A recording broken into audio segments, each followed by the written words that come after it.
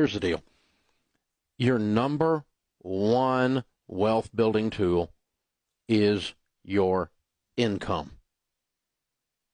All of the millionaires that we interview, unless they inherited the money, which is very, very few of them, less than 10% of them inherited the money, did it by saving and investing their income.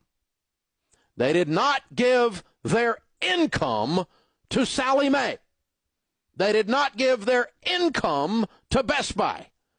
They don't get screwed around and give their income to Lexus and Toyota and Ford and General Motors and American Distress and MasterCard, who named that anyway. It's a mathematical thing. When you give your income to someone else, you don't have it anymore.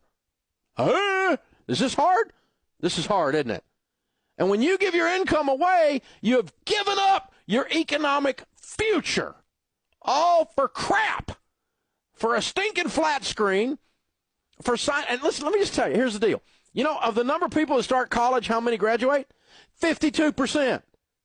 That's an investment in my future. Said the other 48% that are sitting at home with no freaking degree, but by God, they got the student loan debt. And you know how you get rid of Sallie Mae? You either pay her off in full or you die. That's the only way that woman goes away. It's not bankruptable. It is not an investment in yourself to borrow, even if it is an investment. We don't borrow money for investments. We don't borrow money for investments. I don't teach people to borrow money.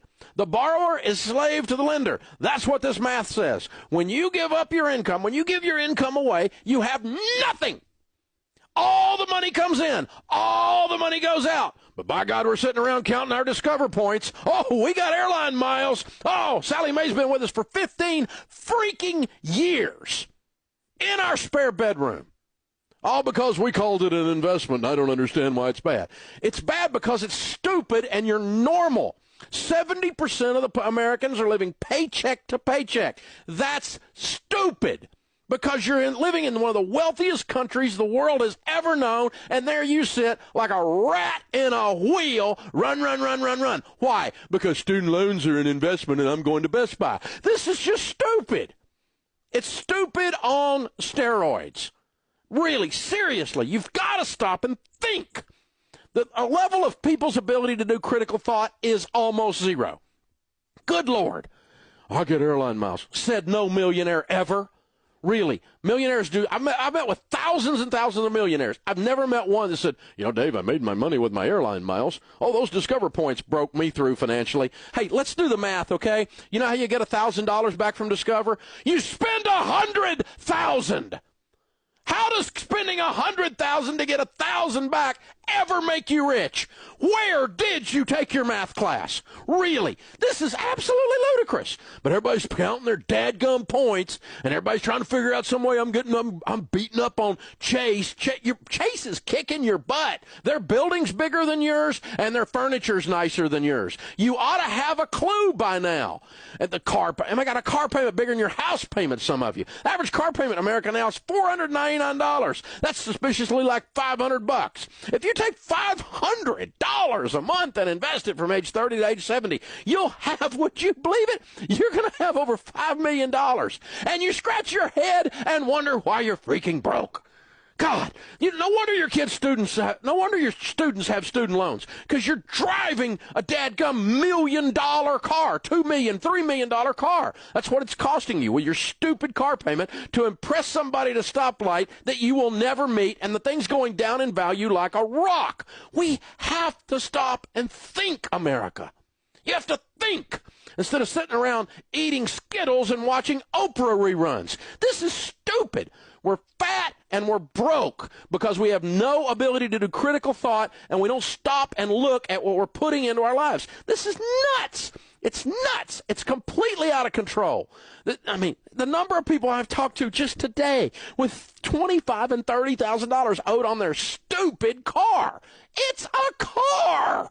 Good God. It's a car.